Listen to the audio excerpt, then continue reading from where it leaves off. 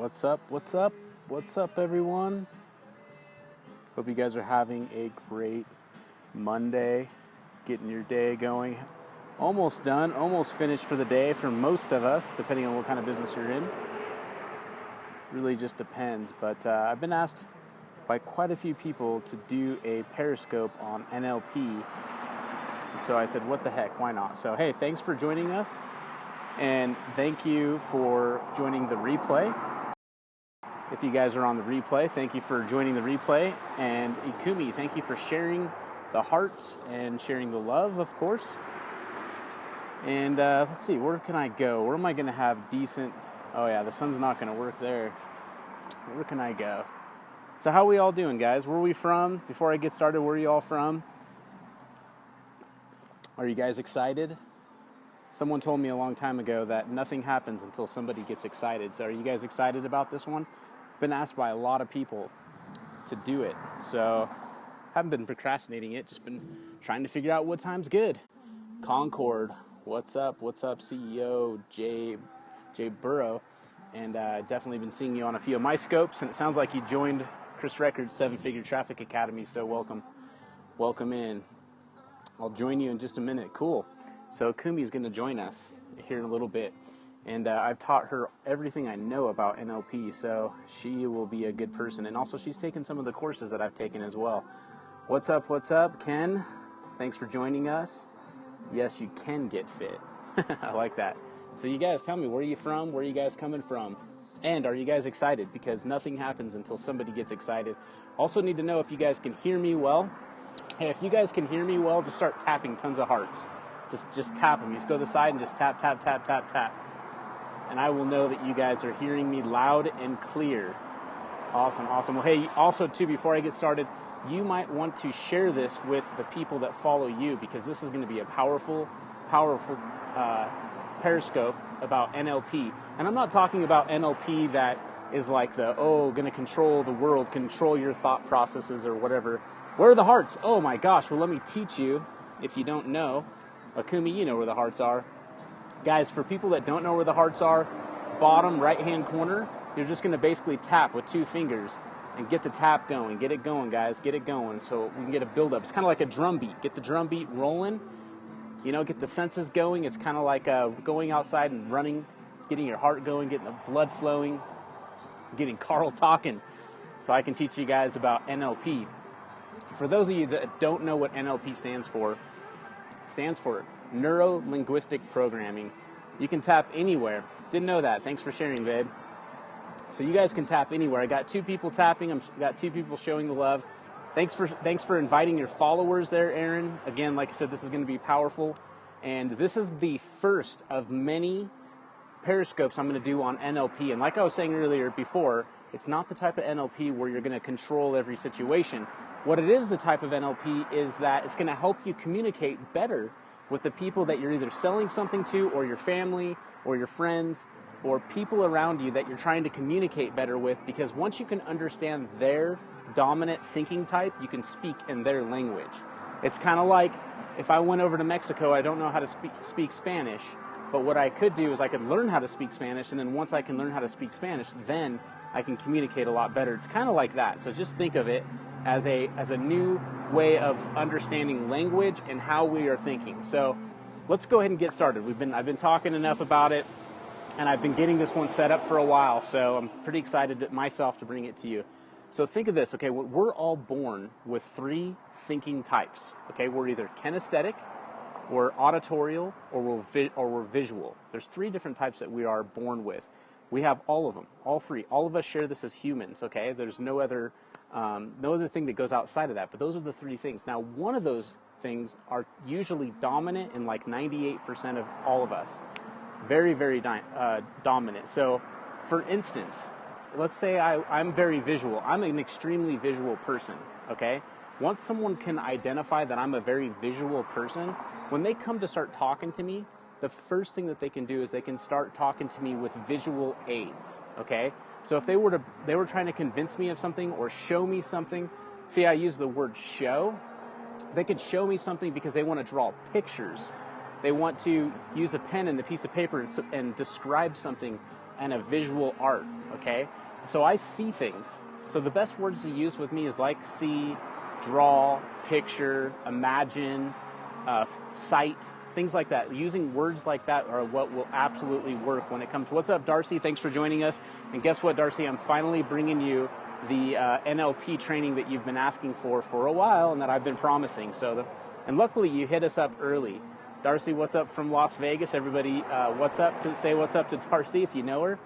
And anyway, getting back into what I was saying, and I just started too, so like I said, luckily for you, I just got started. So I'm first talking about visual people. We all have all three thinking types, okay? We have visual, auditorial, kinesthetic. We have all three. So visual people, they see things. They see pictures. They see images. You have to use descriptive type words to paint pictures in my mind to help me understand things. The next thing that you could think of is on visual, not visually, but is auditorial or auditory. Auditory people, yeah, Darcy, so you understand when I speak in images and pictures. But on auditory, these are people that hear things before they see things or before they feel things, okay? They actually hear everything with their ears. So if we use words like, do you hear what I'm saying? Do you understand? If you touch your ear even sometimes, or you go, people do this a lot. Like if they're auditorial, they might do this a lot. You know, so you could say like, how does that sound? That's a good thing to use. Like instead of saying, does that make sense? You could say, if you could identify, you could say right away, how does that sound to you? Does that sound pretty good? Sounds pretty good to me. So you could use words like that. You could use words like the tone of things, or the, instead of, I'm so visual, sometimes it's hard for me to actually speak like that, but, you know, I could say, like, have you heard of something like that before? Okay? I think I'm all three. Darcy, we have all three, okay? But one is dominant in 98% of everybody. I have at KarlSchuckert. Awesome. Thank you for the orange hearts. So, I don't know if you guys have heard, but I think it's like less than 7% of communication is actually the word itself. Everything else is tonality of voice or body language. So remember that. This is a big thing about communication. But we have all three, like I was saying, but one of them is always dominant. So one of the things that you can take away from this is trying to identify what you are. And one of the best ways to identify what you are is when someone asks you a question, descriptive question, like a question of like, how do you get to the Rayleighs by your house, or how do you get to 7-Eleven, or how do you get to your home? Think about how you start communicating that back, because typically what that is that's you communicating in that language, that first thought. And if people knew how to speak with you better by using, like if you were visual, pictures or sounds, if you're auditorial, all right? So now the third, and I'll talk a little bit more about words and stuff like that, but now the third thing, and it could be the first, second, or third, or last, and I'll get into this a little bit deeper here in a moment. I'm just doing something very, very basic. Thanks, Darcy, for sharing. Doing something very, very basic today just to help give you guys the idea of beginner NLP and peer-to-peer NLP. It's basically, this is about getting in rapport. Once you're in rapport with someone, that's when you can get people to open up and tell you their true problems, so you could find out if your product, if you sell something, is a solution to their problems, or you could fit that solution into their problems. But you're only going to be able to do this. Let's see, Johnny Sherrod, Gentleman Lifestyle Specialist, checking it out. Thanks. Hey, thanks for joining us from Georgia. Awesome to have you here. Again, we're just going over some basic stuff, and thanks for sharing, by the way. We're just going over some very, very, very basic NLP, and that way we can go ahead and start, because this is going to actually be a series of periscopes. I'm not going to do them all together. I'm going to do them randomly, but this will be just the beginning. And like I said, I just want you guys to think about the very beginning of it before you can get really in depth, all right? So the next thing we're going to talk about is kinesthetic. Now, who are kinesthetic people? I'll tell you. Who are I am. There's a very good example of a kinesthetic person. And for whatever reason, I attract a lot of kinesthetic people. Maybe that means I'm high up, okay, on my percentages. I could be a high kinesthetic person right underneath visual. So if you guys think about visual or kinesthetic people, are the people that feel things. They're people that have to touch you. They have to touch for them to understand something. They have to go with their gut, go with their, they use words like grasp and feel and And what's that? Happy or sad. Oh yeah, happy and sad. I mean, very, very up and down words work really well with kinesthetic people, because kinesthetic people, they need to feel right about something before they're going to move forward. Okay, so if you're selling a product or something, you need to help them feel their way into your product. So, you know, like, how does that feel, or do you think that would feel better if you did this or that? You know, can you grasp what I'm talking, you know, what I'm giving to you, or you know, are you holding on to this very well, you know, or are you only holding on by a thread? So like certain words like that, they're more of a feeling based description versus, like I said, visual or auditorial. So like I said, these are the three things. These are the three thinking types. Now, to take it just an even step further, we have that one thing that's dominant, all right? Then we also have what is next, and then what is last. Like I said, we have all three. One's always going to be the leader. And then the second thing is going to be is not going to be the leader, but it's going to be the second dominant thing in the row, and then the other one's going to be last. Now, people have like high percentages of certain things, so you could be very, very high. How do you pick up what a potential customer? So, Darcy, I'm keeping today extremely basic. I promise you I'll get into how to read other people. But for right now, I want you to get in touch with who you are. I want you to figure out who you are, and then on another Periscope, I'm going to talk about how do you identify people in these thinking types, and then we're also going to get into parables, where we'll talk about even in-depth like words that you could use to help communicate better with them. So I don't know, I got quite a few people still on, and I'm just wondering, are you guys excited to learn more about NLP? And I'm going to get a little bit more deeper here in a second. What's that? No, I must say, like, you know, every time you write the email, how you end it. That's a good key, yeah. So however you end your email in, unless it's something that you're just copying everybody else. For example, I always say, please feel free to contact me because I feel things. So please feel free to contact me. If you're a visual person looking forward to chatting with you, that's the more visual person say looking forward to because they look and picture. Yeah, so that's a good one. Look at your email sign. If you're however you sign it, and then think about it, is that visual, auditorial, or kinesthetic? So like I was saying now, some people have higher percentages and lower percentages of certain things. So you might be really high kinesthetic, and you might be really close visually, and then have no auditorial at all. Some people, very, very, very select people, have where all three are very close, like 33 point something percent, very, very close across the board. But most people are very dominant in something, and then somewhere in the middle on another, and the other one's very low.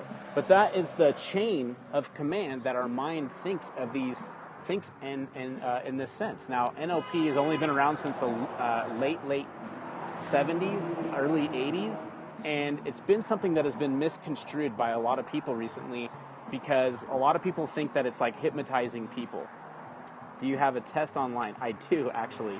On slapitnow.com? Not on Slap It Now, but I do actually have a test, and I do have what I do is I do like a sheet, basically, where you interview somebody, and then you fill out this sheet, and then by the end, it helps you with identifying more people, but right now I'm not going to get into that. I will, and actually I'll put something together for people that want to take it seriously and want to continue to learn more.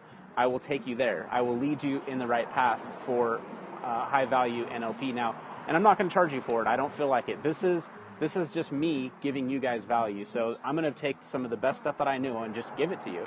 If you pay attention to Periscope, if you're somewhere else in La La Land, you might be paying for it, because actually this is some of my best content that people have literally paid me over $500 for and paid me continuity month after month.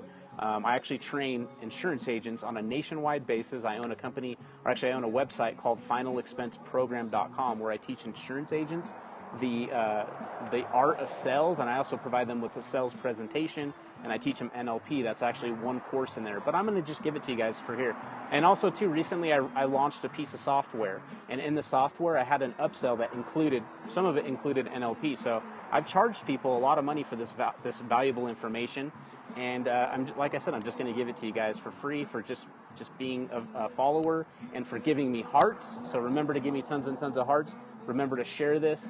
And it's going to it's going to help you communicate better with people that you want to work with, regardless. Now, we're all in sales. I don't care what you are. You could be a cook, you could be a janitor, you could be a customer service representative, you could be a developer for a software company, you could be all these other jobs that doesn't have salesperson related or in the job title, it doesn't matter. You're in sales. You sold yourself on the reason why you didn't want to be in sales to get in that position, but you still are making transactions on a day-to-day basis no matter what. Even at home.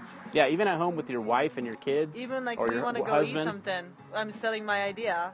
Yeah, know? Kumi wanted to go eat the other day, and she was telling me about how great it would be not to have to do any dishes and cut up some potatoes, and we'd have to go to the store. We'd have to go to the store and buy some potatoes and stuff like that. So she made it make sense to me, and plus she knows I'm very visual.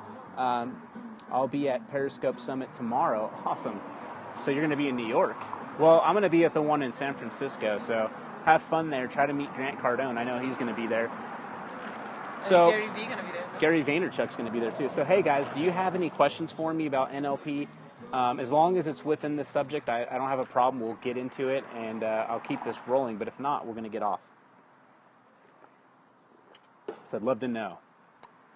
Will you have a safe flight, Darcy? And take lots of notes. And maybe I can interview you next time I see you about what you learned about Periscope. It'd be awesome. All right.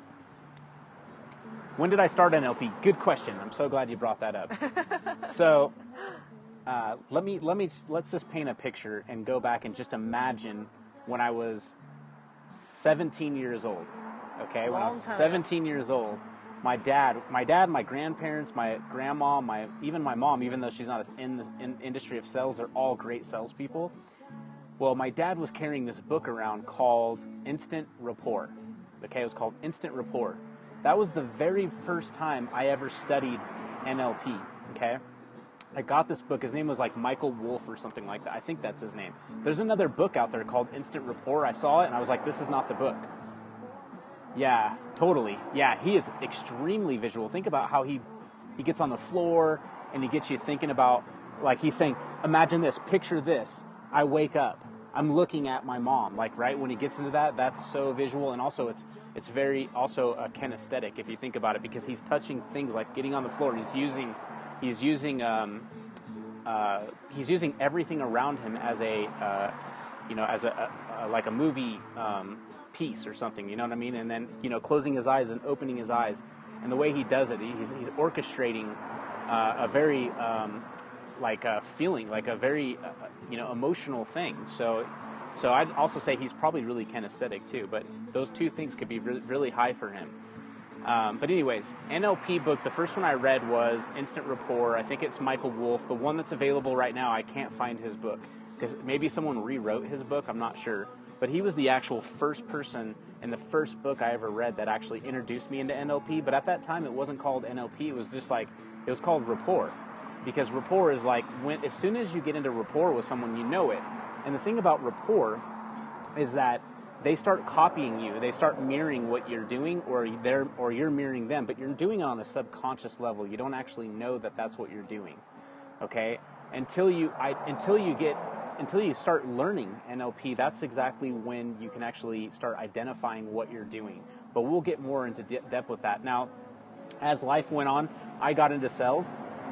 Another book that was given to me was called NLP for Beginners. And by no way is this a beginner's book, even though it's called NLP for Beginners. But it does go into the history of NLP, the science behind it, and like basically about the two guys that studied it and found it, and then they basically brought it on to the next level of people to help them use it. Now it's even getting a lot further, and a lot of people are starting to misconstrue it, and that's why I'm kind of sticking up for it, because I hear a lot of people misconstruing it as saying like it's evil, and that it's a way of making people, hypnotizing people and putting people in a hypnotic state, and it's not. It's just about straight up communication and getting into rapport, so that way you can help explain the problem and the solution of what you're offering, regardless if you're in sales or not, because we're all in sales, we're all presenting at all time. All right, so I'm going to go ahead and end this. I don't think you guys have any questions, it sounds like, but we will, I promise you, we will get even further and further in depth with this discussion. And I think it'll provide a ton of value for you. Could help you make tens and tens of, maybe hundreds of thousands of dollars in commissions or sales, and depending on what you're doing, or provide value for the company that you're working for, because you'll be able to communicate better with your boss your colleagues, and most importantly, your customers. All right, awesome. Well, Darcy, again, thanks for joining us, and we're going to go ahead and hop off. If you did miss this is a solid one, guys. A lot of powerful information. Come back, and the best thing is just watch the replay. If also I want to end you with, I have a free ebook called Top Productivity Tips, and the thing is, I want you to go ahead and get this. It's at slapitnow.com. This is very easy to remember. Slapitnow.com. Just go there, download the book. It's free. There's no cost for you, and it'll help you trailblaze and skyrocket your business utilizing these 20 top productivity tips that I've been using my whole life and that I've learned, and some of the things I've just incorporated and found on my own. But I give tons of tips in there. I talk about all the people that I'm following, industry leaders and stuff like that, so you'll get tons and tons of value. Thanks, Darcy, for giving that, and we'll see you all soon on the next one.